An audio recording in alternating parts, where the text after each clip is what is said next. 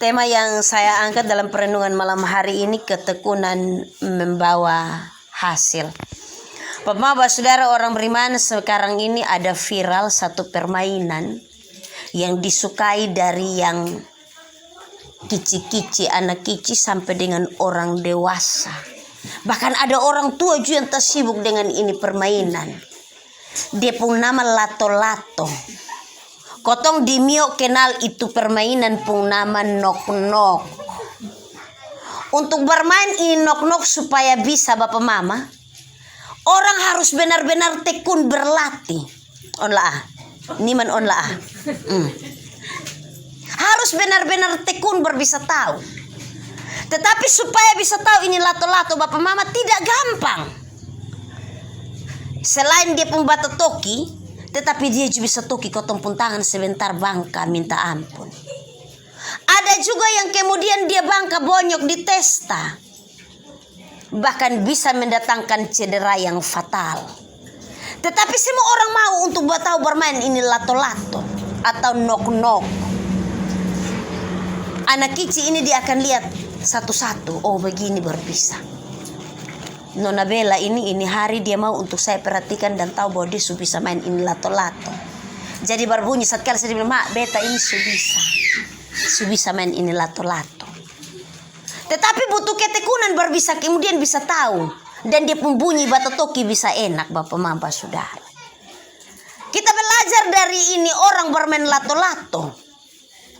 Dari belajar pelan-pelan sampai bisa. Demikian juga dengan kehidupan pelayanan, sama dengan kotong mau tahu bermain itu lato-lato. Dalam kehidupan pelayanan yang pertama itu dibutuhkan ketekunan.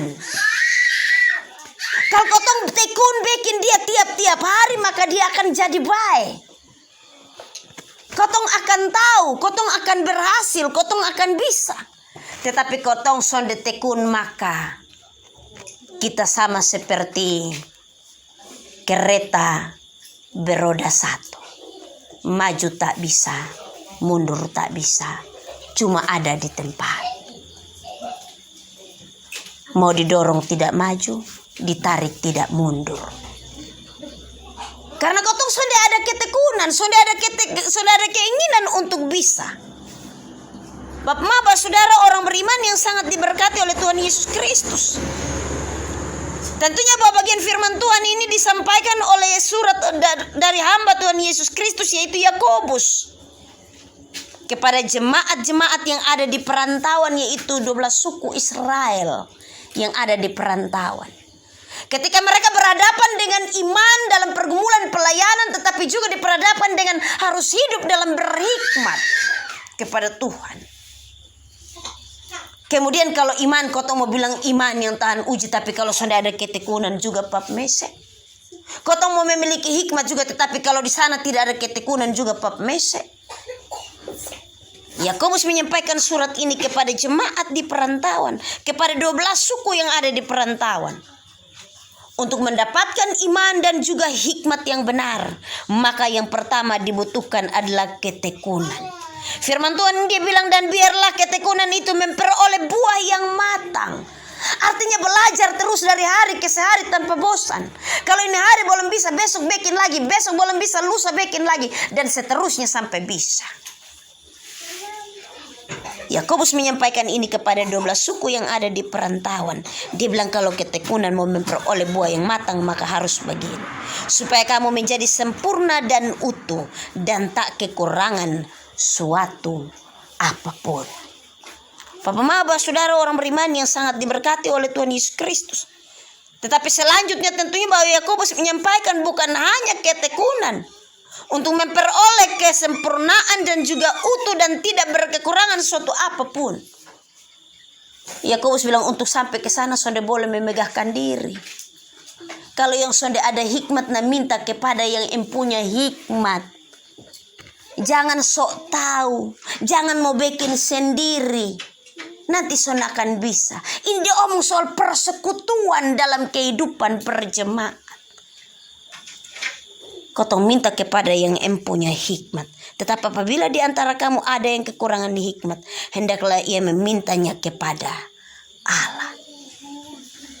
Tentunya Bapak saudara orang beriman, dalam ini pelayanan, kalau kau bilang ini hari Raya 7 mencapai target maksimal.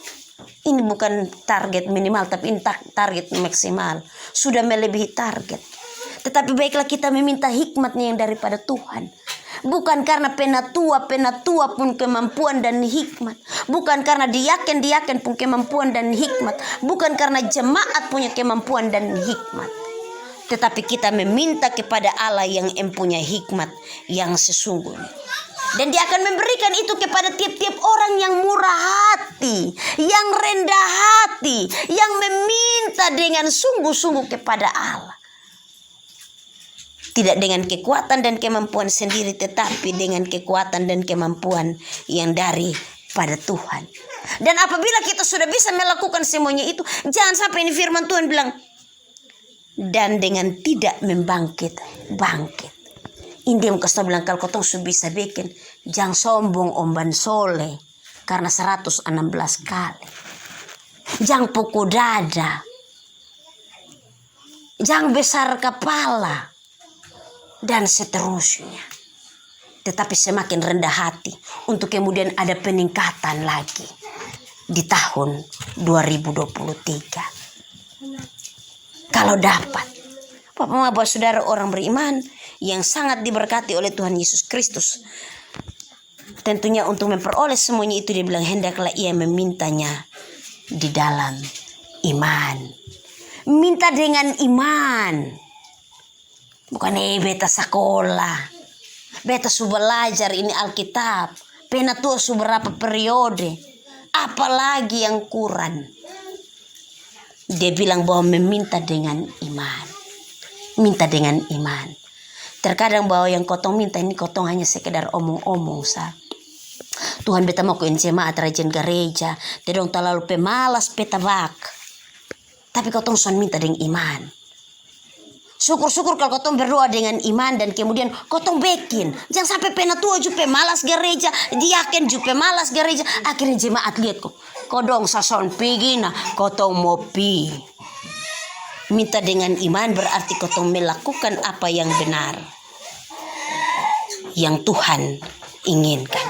Bapak saudara orang beriman yang sangat diberkati Tuhan Yesus Kristus. Dia bilang jangan bimbang. Jangan bimbang sama seperti gelombang laut yang diombang-ambingkan kian kemarin oleh angin. Iman itu yang akan membawa kita kepada ketekunan yang tadi awal disampaikan. Iman yang akan membawa kita untuk kita bertumbuh dan berbuah.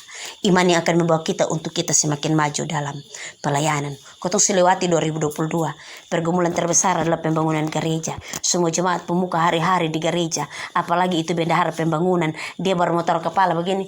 Ban Soleh turun datang Semua jemaat Tuhan ada di sana hari-hari.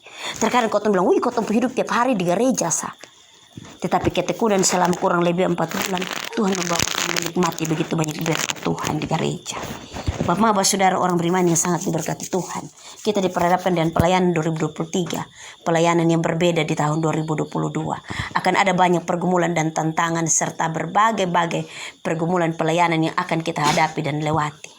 Mari kita belajar dari firman Tuhan yang disampaikan bagi kita. Surat Yakobus kepada 12 suku di perantauan. Sama juga seperti malam hari ini surat ini diberikan kepada kita.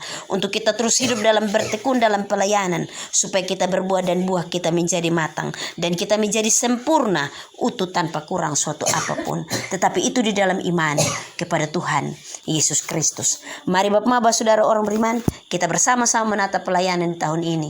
Melalui apa yang telah Bapak Mama sampaikan dalam perkunjungan di awal tahun, kita akan angkat bersama-sama dalam persidangan jemaat dan kita akan bersama-sama menata dan melayani bagi kemuliaan nama Tuhan. Tuhan memberkati kita dalam terang firman-Nya. Terpujilah nama Tuhan Allah kita.